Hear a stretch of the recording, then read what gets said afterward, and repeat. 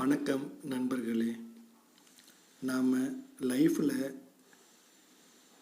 கஷ்டப்படுறதுக்கு தயங்கவே கூடாது. எந்த வேலையாக இருந்தாலும் நாம் கஷ்டப்படுறதுக்கு தயங்கவே கூடாது. நிறையா படிச்சிட்டோம், நாம் நல்லா படித்து ஒரு பெரிய வேலைக்கு தான் போகணும் அப்படின்னு நினைக்கலாம். அது நம்மளோட கான்ஃபிடென்ஸு. ஆனால் நம்ம படித்த வேலை கிடைக்கல அப்படின்னா தயவு செஞ்சு நாம் விவசாய வேலையை கண்டிப்பாக தேர்ந்தெடுக்கலாம். விவசாயத்தில் நிறைய வேலை இருக்குது. அது மட்டும் இல்லை, விவசாயம் நமது நாட்டின் முதுகெலும்பு. நாம் சேத்துல இறங்கி வேலை செய்கிறதுக்கு தயங்கவே கூடாது. என்னை பார்த்திங்கன்னா, நான் படிச்சிருக்கேன்.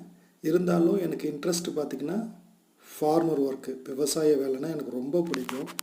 அது மட்டும் இல்லை, நிறையா கூலி வேலைக்கெல்லாம் போவேன். கூலி வேலைன்னா மற்றவங்களோட நிலத்துக்கு போய் ஒரு நாளைக்கு 300 200 அப்படிலாம் நான் வேலைக்கு போயிருக்கேன்.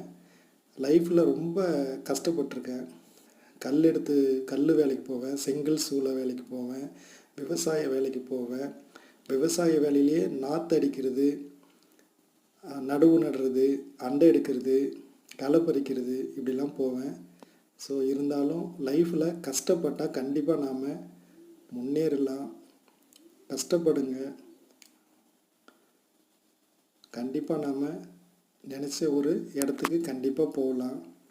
படிச்சுட்டோன்னு படித்த வேலை தான் வேணும்னு இருக்காமல் நமக்கு கிடைக்கிற இந்த விவசாய வேலையை கொஞ்சம் தேர்ந்தெடுங்க.